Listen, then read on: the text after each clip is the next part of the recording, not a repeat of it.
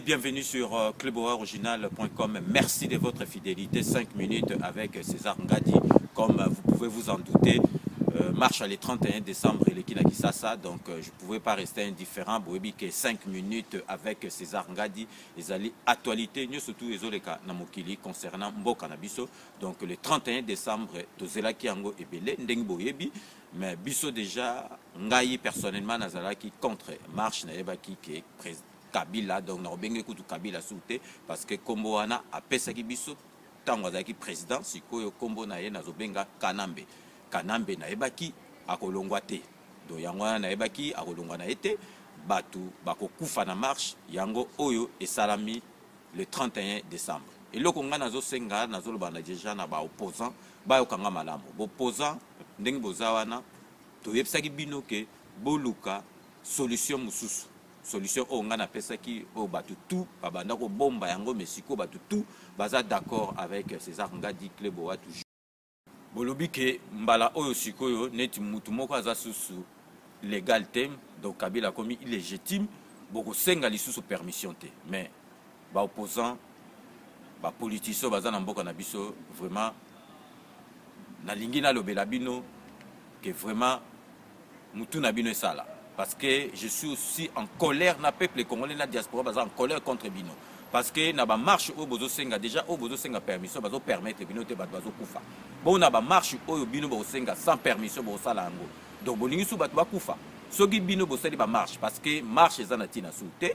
Donc bobimisa masolo mususu Bino boposant bozala ba mbongo na Bino, bo sangisa ba mbongo na Bino boke na ba pays ya ba Europe de l'Est ba côté soki ba Ukraine bo luka ba minduki po bobengana Kabila parce que bozala ba mbongo na Bino. Boposant so bo meko sala marche to lingi sikoyo donc club original César Ngadi a lingi sikoyo to mona peke opposant moko akufi obemi balé ba kufi parce que ba opposant beaucoup fera jamais. Bo moni bato ba kufi les 31 ezali ba pauvre innocent.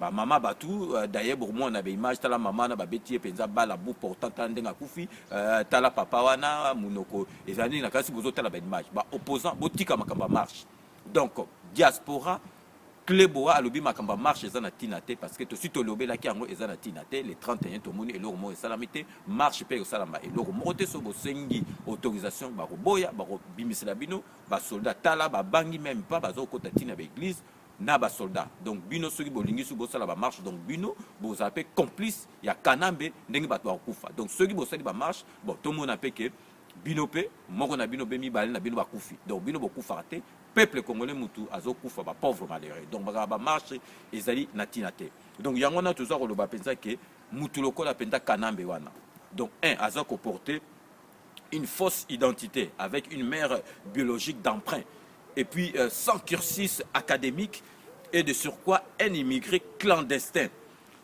Donc au passé moko méconnu et non identifiable.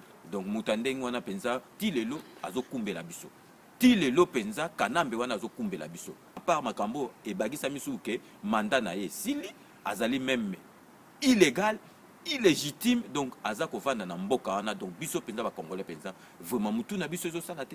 Donc Moutandeng wana tozo tika ye tilelo avanda na mboka na biso donc tisiko a passé le premier donc azana est présenté et le romurote ezotinda ye azala président mais azo gouverner biso donc ngana mona kutu Kabila ye moko kutu na kanisi azako banga na parce que bomona ki le 31 depuis ba le 30 akene ne kota est azozilaka soke pesi mobulu akatisi na ye mais bato bazana ye tout autour bazako kosa ye bazako loba na ye boye boyo rais boyna boyo pas bokomona azongi donc vraiment to sengi na opposant bo tika ba marche wana bo zwa siko vraiment les taureaux par les cornes bo zwa ba mbongo na bino bo sangisa a pe diaspora so to sangisi bo somba minduki bo sala Kabila masolo ba marche wana ezana tinate ba bazo kufa pour rien bino bo kufa kate donc bozo mona quand même que Kabila na bozo mona kutupe et sala kika ke nzambe mutalinge ko moni de équipe nationale Léopard au moni que tozo mené 2 € tikali 15 minutes bazo sur 2-2 tozala qui éliminé la coupe du monde parce que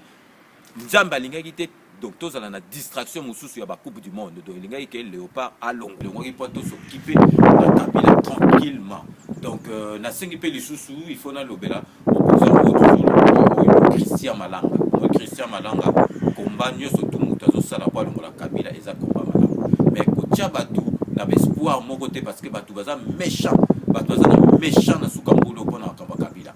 na batu oyo oke na kisasa ozana minduki ozana ba drum okotinda yango mais to moni le 31 osali loko monte Christian Malanga yokangai ozo sala masolo ya bien mais kopesa congolais espoir te parce que mututu akomi na méchant opesi ba espoir moko bato okansa soko osala makamni nango osali na yo eloko te donc soki ozana likambo osala te ovandi nie soki osala masolo yango osali mbala moko tomoni Kabila obomiye mais soki ozana na likambo osala te kotia congolais espoir te wana ezali message na pesi na Christian Malanga. Donc Christian Malanga nakanisi oyoki oyo na lobi na combat na yo tozo respecter parce que muto tout azali pona combat alongo la Kabila toza d'accord na mais ko pesa batu espoir na makambu teke oyo okoyi ko salate.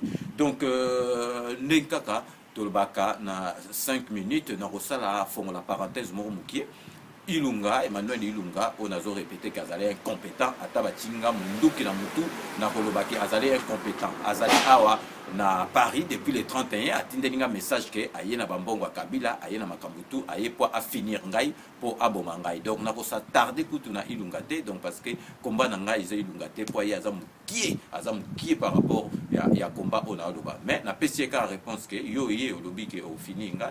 Oko barengai nazo zila osala makambo oyo otindenga message ke ofini ngai oboma ngai donc nazo zila ilunga mais yeba ilunga kinga naza mwana poto naza mwana pari na bunda ba komba makasi awa ozo bangisa ngate parce que oza mukie donc na fermé parenthèse voilà parce que je vais pas m'attarder sur Ilunga on a répété qu'Azali incompétent donc dès qu'à Tolobaka dans 5 minutes avec César Ngadi nous vous laissons les soins d'en tirer vos conclusions et de nous faire parvenir vos commentaires sur le site cleboaoriginal.com comme d'ailleurs vous en avez l'habitude. D'ici là, portez-vous bien et à très bientôt.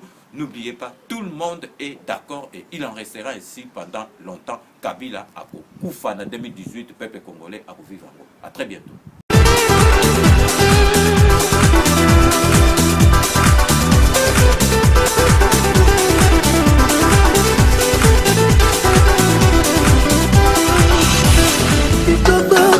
Original.